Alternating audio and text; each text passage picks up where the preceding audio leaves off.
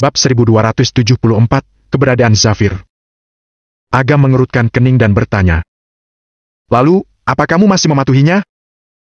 Hardy memegang gelas dan berkata sambil tersenyum masam.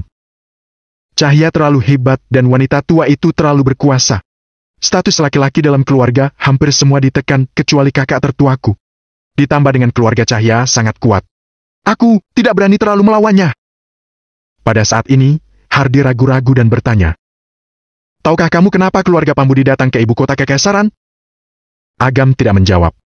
Hardy menghela napas dan berkata. Nama keluarga Wangsa adalah nama keluarga utama di ibu kota Kekaisaran. Keluarga Cahya adalah garis utama keluarga Wangsa. Ada banyak alasan untuk datang ke ibu kota Kekaisaran.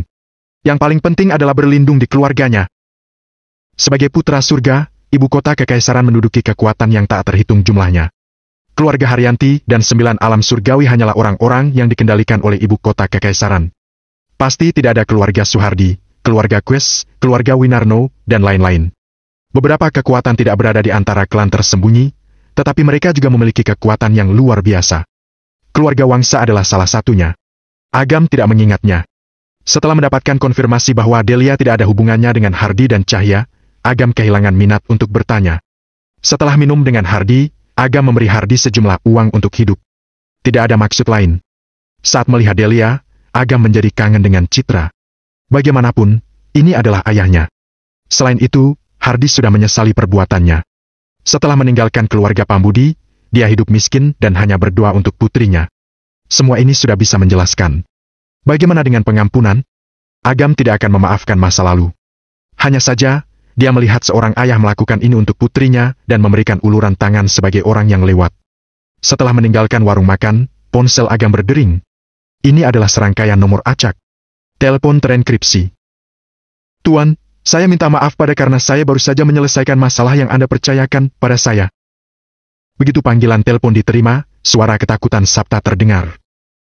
Apa kamu sudah menemukan keberadaan Zafir? Zafir saat ini berada di bagian utara dan dijaga oleh berbagai kekuatan. Di mana tepatnya? Agam mengerutkan kening. Dia tidak suka saat orang lain tidak menyelesaikan kalimatnya dan mengharuskan dirinya untuk bertanya. Ini, Tuan, bukannya saya tidak akan memberitahu Anda, tapi masalah ini sangat rahasia dan benar-benar di luar wewenang saya. Sabta tersenyum pahit. Bahkan dia tampak aneh. Zafir tidak lebih dari seorang dokter yang telah melarikan diri. Kalaupun dia adalah salah satu peserta dalam proyek sistem gerbang langit, dia seharusnya masih berada dalam kendali keluarga Winarno. Namun, ketika Hudson mengatakan ini padanya, dia sangat marah. Sepertinya dia telah mengusik beberapa batas sensitif. Tentu saja, dia menanyakan alasan, tetapi Hudson juga tidak tahu. Hanya menegur dirinya untuk jangan mencari keberadaan Zafir, jika tidak keluarga Winarno akan kehilangan dukungan dari bagian barat kapan saja, bahkan dilikuidasi oleh orang dalam. Mengetahui konsekuensinya, Sabta ketakutan. Namun, dia lebih takut akan dikirim ke neraka. Bagaimanapun, dia telah menyaksikan kekuatan dan kemampuan Agam. Terutama saat Agam pergi ke keluarga Haryanti. Hasilnya membuat dia merasa makin ketakutan dan menepis semua pikiran liar. Jadi, kamu hanya memberiku hasil ini? Suara acuh tak acuh Agam terdengar oleh Sabta. Jika dia membunyikan lonceng kematiannya, dia langsung merasa kedinginan dan tangan serta kakinya basah oleh keringat. Dia berkata dengan suara gemetar. Anda tenang. Saya sudah mengatur janji untuk Anda. Dia punya banyak informasi luar. Anda, apa Anda ingin datang dan bertanya padanya secara langsung? Jangan salah paham. Saya bisa membantu Anda, tapi dia tidak takut pada saya. Saya takut akan mengacaukan semuanya. Jadi, suara Sabta sudah gagap.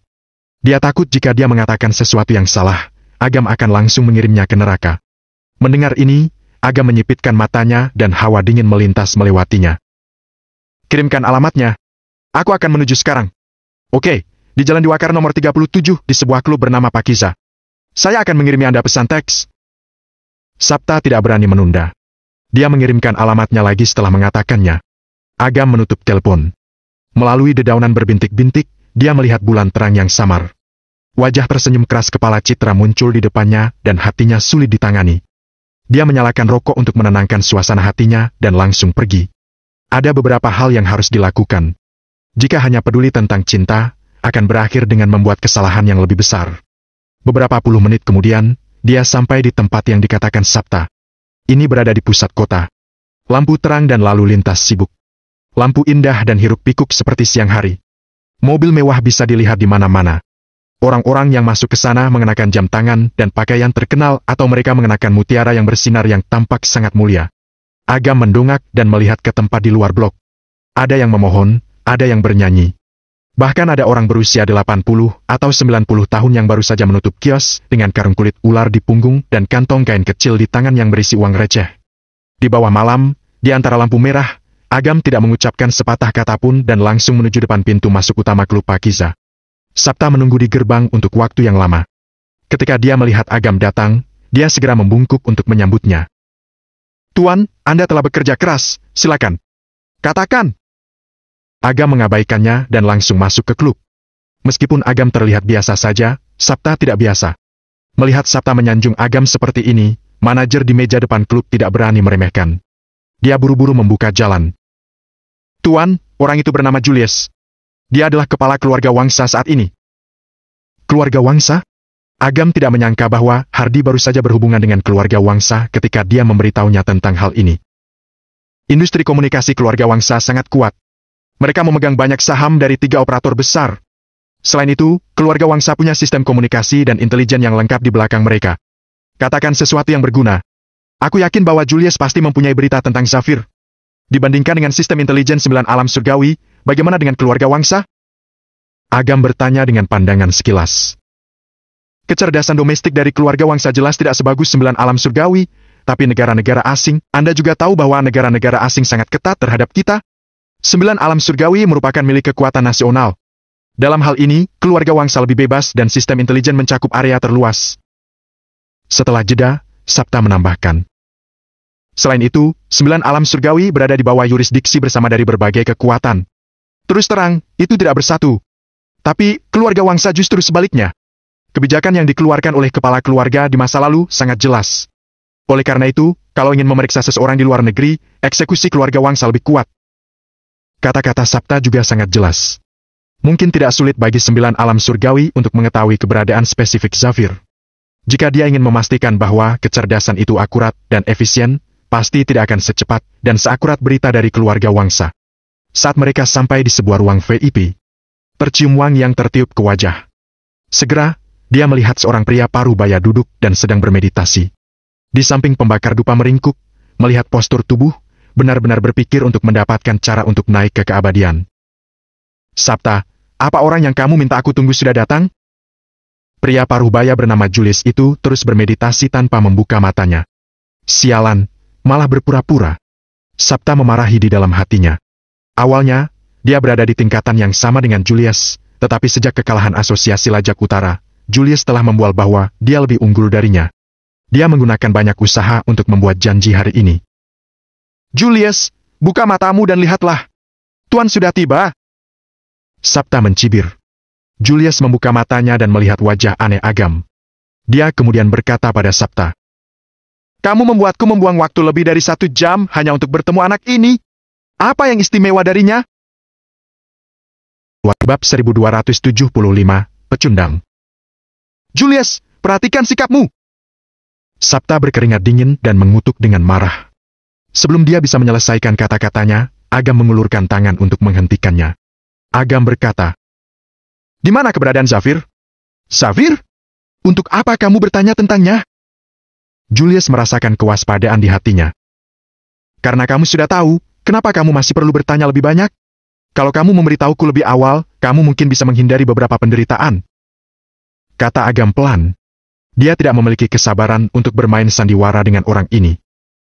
"Mengancamku?" Julius mencibir dengan kesal. Dia melirik Sabta dan berkata, "Tahukah kamu, orang seperti apa Zafir sekarang? Kamu benar-benar membawa orang untuk bertanya padaku. Percaya atau tidak, aku akan memberitahu para petinggi bahwa keluarga Winarno akan segera dihancurkan." Sabta mencibir dan seolah tidak mendengar. Hidupnya sudah bukan miliknya. Bahkan dia berani mengkhianati keluarga Winarno. Apa dia masih takut bahwa keluarga Winarno akan hancur? "Julius, melihat hubungan kita, kamu harus memberitahuku apa yang kamu ketahui secepat mungkin. Kalau tidak..." Sabta bertepuk tangan, tetapi tidak ada gerakan di sekitar. Julius tertawa bangga. "Sabta, aku pikir kamu pintar. Ternyata kamu sangat bodoh. Setelah kamu bertanya tentang Zafir, aku menduga bahwa kamu sudah berkhianat. Aku mengambil tindakan pencegahan sebelumnya. Orang-orang yang kamu atur di dekat sini, sudah diam-diam digantikan. Raut wajah Sapta berubah. Dia telah mengabaikan poin ini. Sekarang, jalan sudah buntu. Dia hanya bisa mengikuti Agam tanpa syarat. Julius memang pintar. Sayangnya, kepintarannya disalahgunakan. Jika dia mengirim seseorang untuk menyerang, Julius hanya akan menderita. Namun, jika dia membuat marah orang di sampingnya ini, tidak sesederhana patah kaki, patah lengan, atau bahkan kematian. Julius melirik Agam dari sudut matanya dan mencibir. Nak, aku akan memberimu kesempatan untuk memberitahuku siapa yang ada di belakangmu dan siapa yang memintamu untuk menyelidiki Zafir. Kalau jawabanmu memuaskanku, aku mungkin akan membiarkanmu mati agak cepat. Agam acuh tak acuh. Dia merasakan penyergapan di sekeliling. 2 orang alam kemuliaan tingkat 2. Sayangnya, mereka benar-benar terlalu lemah baginya. Melihat Agam mengabaikannya, Julius berkata dengan senyum muram. Kamu sangat tegas. Aku paling mengagumi orang sepertimu, tapi aku juga sangat penasaran seberapa keras dirimu. Setelah mengatakan ini, Julius melambaikan tangan ke satu arah dan berkata, 2 petapa agung, kalian boleh bergerak. Pintu samping terbuka dan hembusan angin masuk. 2 sosok tua muncul. Petapa Agung Khalid, Petapa Agung Karom. Melihat wajah mereka, raut wajah Sapta agak berubah. Keduanya sudah terkenal sejak lama.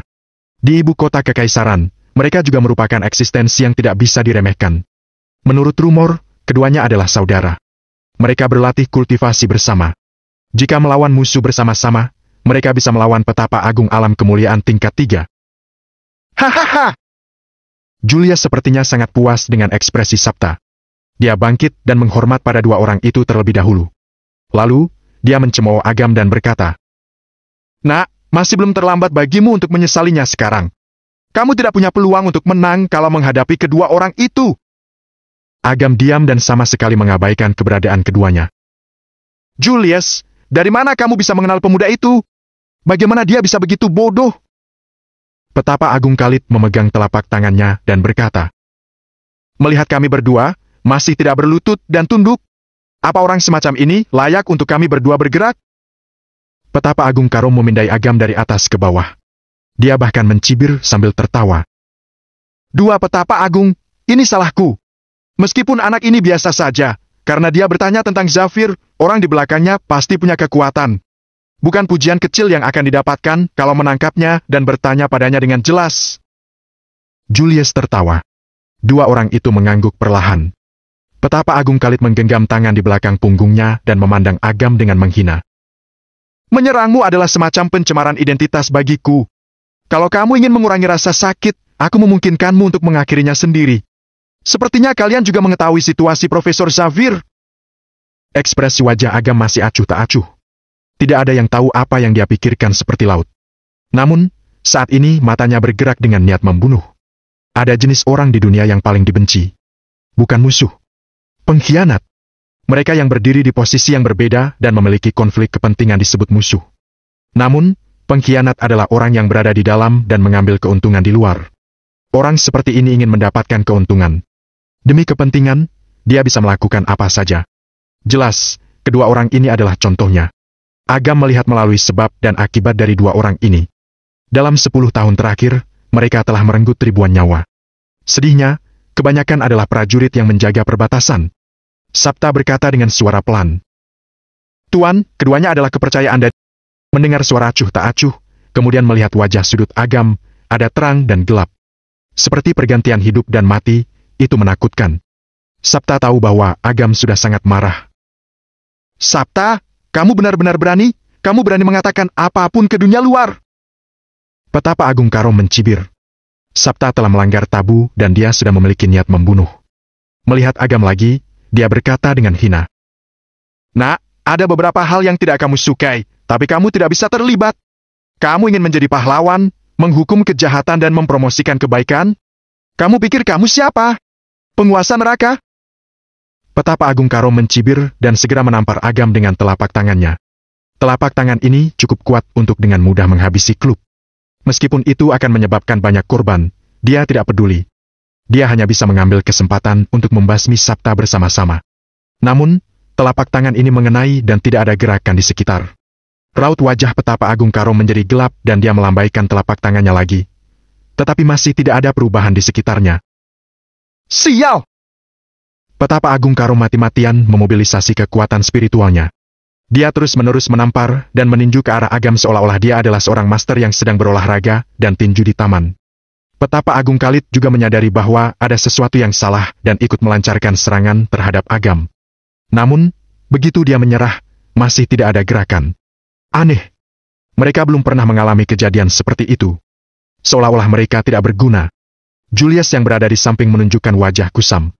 Dia seharusnya tidak jelas tentang apa yang dilakukan kedua petapa agung itu. Bahkan lebih tidak jelas kenapa ini terjadi.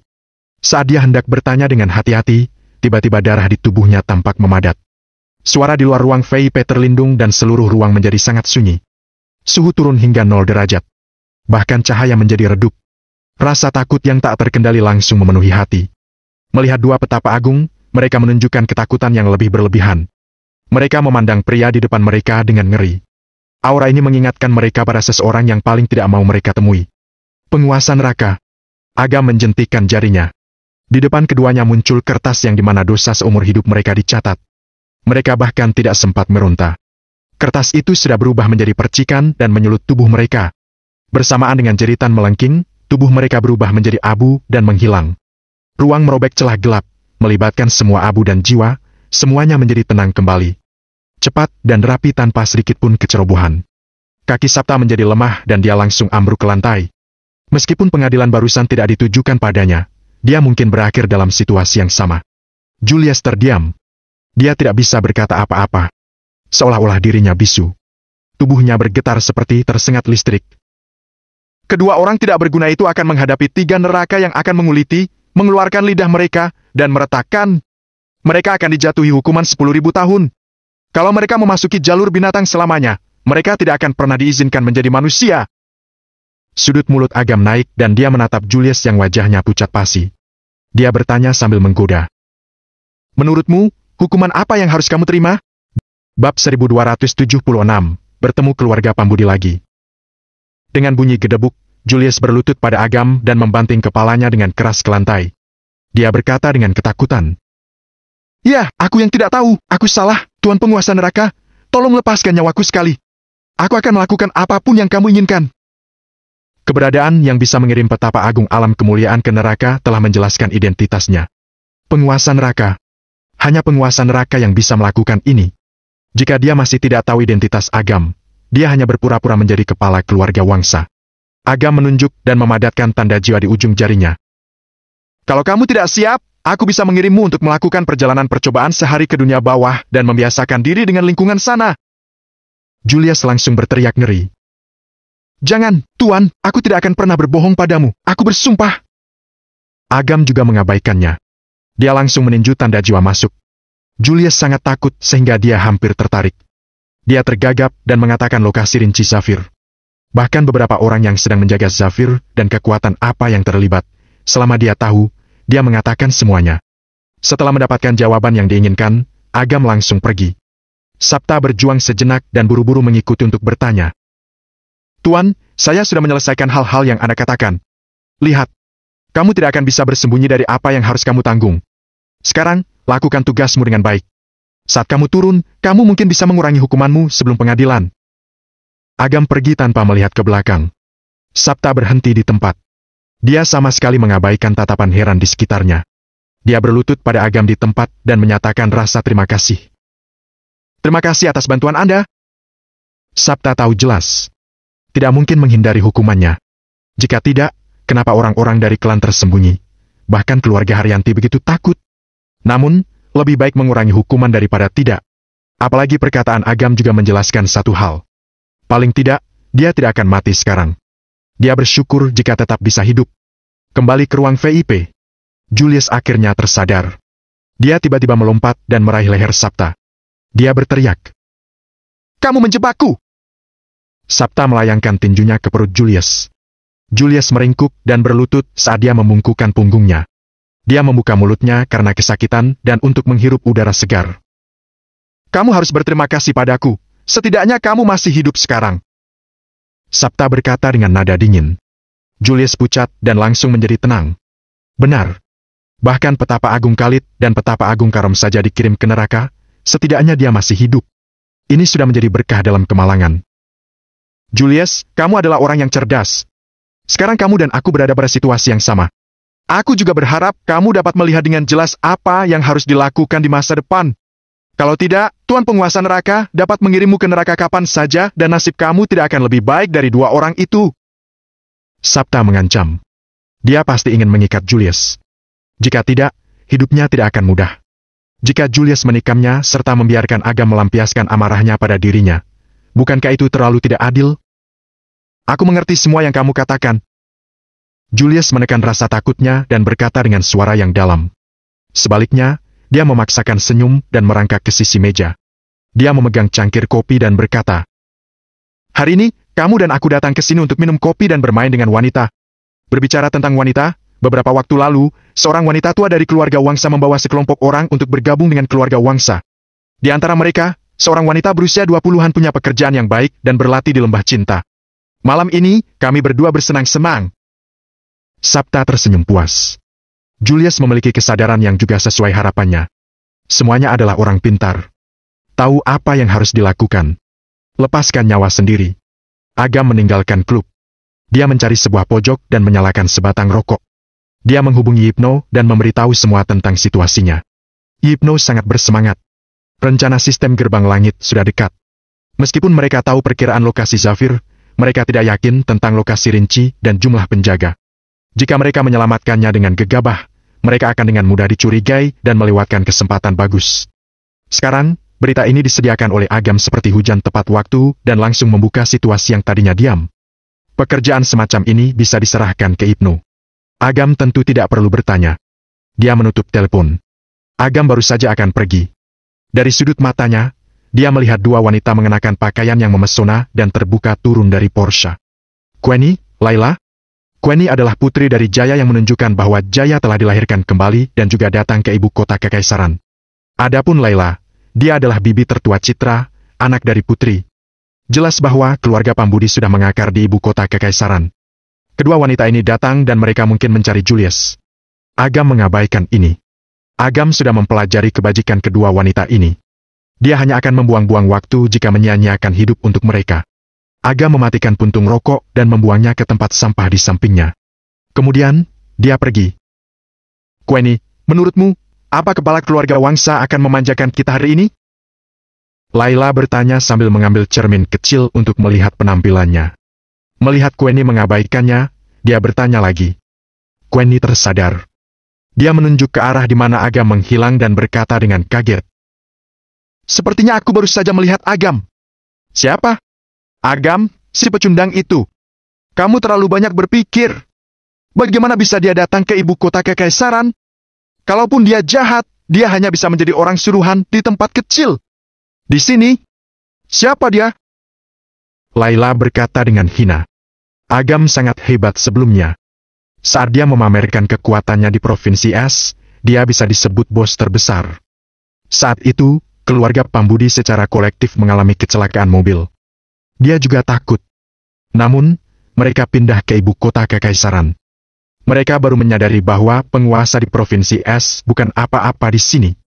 Terutama perkembangan hubungan mereka, tidak hanya dengan keluarga Wangsa, juga dengan sekte Lawarnu dari klan tersembunyi. Benda kecil di tangan Agam tidak bisa diungkapkan.